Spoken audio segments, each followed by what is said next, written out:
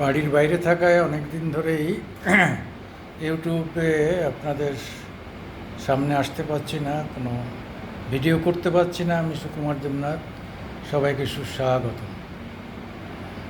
পাকিস্তানের সঙ্গে আমাদের যে লড়াই আপনারা সবই দেখছেন, আমি আর নতুন করে কিছু বলবো না। তবে আমার একটাই বলার, 1971 সালে আমরা বাংলাদেশকে পাকিস্তান থেকে স্বাধীন করেছিলাম বাংলাদেশকে। এবার আমরা পাকিস্তান থেকে বালোচকে স্বাধীন করতে পারবো, বালুচিস্তানকে। সেটা একটা জায়গায় এসে গেছে।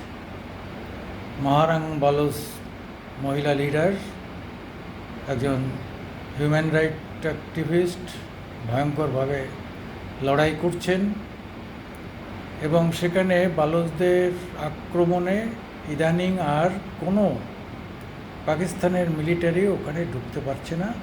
যে যাচ্ছে সেই মারা যাচ্ছে।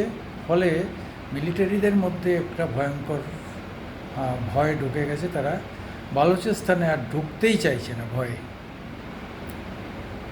বালুচ শব্দটা হচ্ছে সংস্কৃতে বলা হয় উচ্চ বলশালী। বল থেকে মানে শক্তি, ওস থেকে হচ্ছে উচ্চ।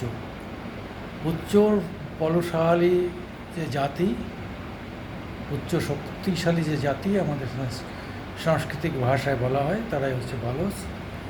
বালোচরা শুধু যে বালুচিস্তানে আছে তা নয়, সিন্ধ প্রদেশে আছে, পাকিস্তানের অন্যান্য জায়গায় আছে, আফগানিস্তানে আছে, বা মিডল ইস্টে আছে, ইভেন আমাদের ইন্ডিয়াতেও আছে।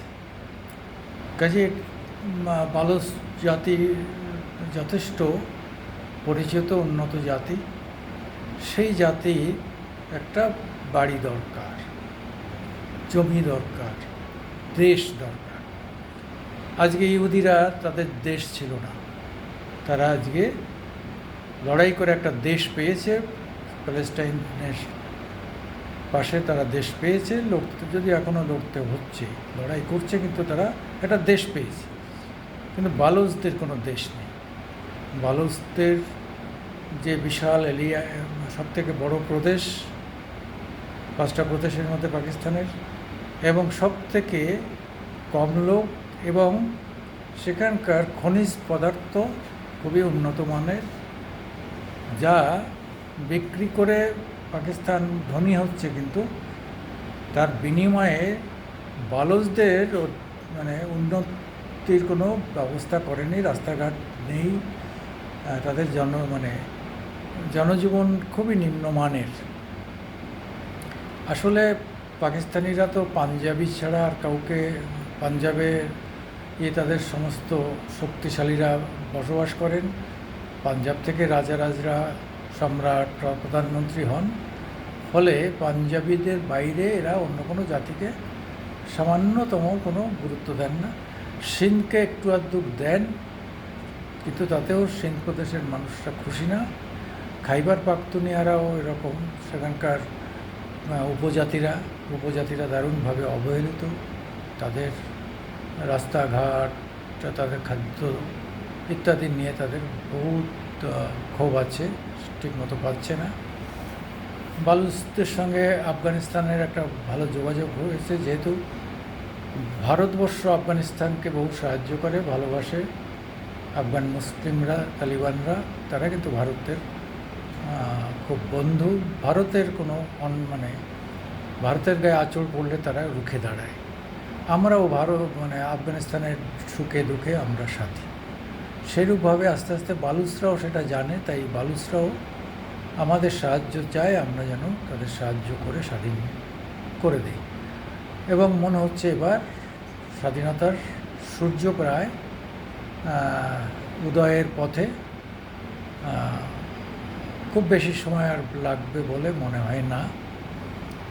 যে জায়গায় এসছে, আমার মনে হয় যে খুব তাড়াতাড়ি বালুচকে স্বাধীন করেই প্রথমে ভারত তাকে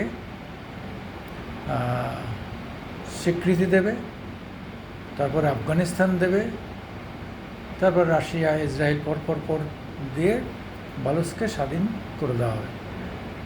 বাঙালিদের জন্য বাঙালিস্তান, আর বালুচদের জন্য বালুচিস্তান। আমরা পাকিস্তান থেকে দুটো দেশ করব। এটা ফেল্ড রাষ্ট্র, তারা শুধু হিংসা করা ছাড়া আর নিজেদের মধ্যে দ্বন্দ্ব করা, খুনোখুনি করা ছাড়া তাদের কোনো বড় ধরনের কোনো ইয়ে নেই।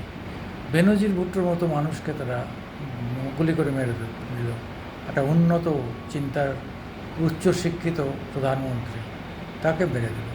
ইমরান খানের মতো এত সারা বিশ্বে পরিচিত মুখ, এত ভালো একটা প্রধানমন্ত্রী, যার জনগণের অধিকাংশ ভোট যার পকেটে, তাকে জেলে ঢুকিয়ে রাখল।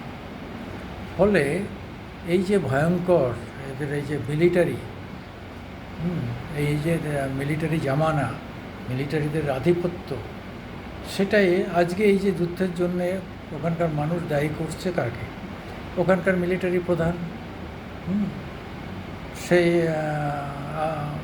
কে আলিম বাউস নাকি অসীম বালোস, না কি অসীম কি যেন ওর নাম, সেই ভদ্রলোক সেনাপ্রধান, সে বলে হিন্দু, আমরা মুসলিমরাই সর্বেসর্বা, হিন্দু বলে এটা খুব ঘৃণার কথা ছড়ায়। তারপরেই 26 জন আমাদের হিন্দু বেছে বেছে জেনে জেনে খুন করা হয়।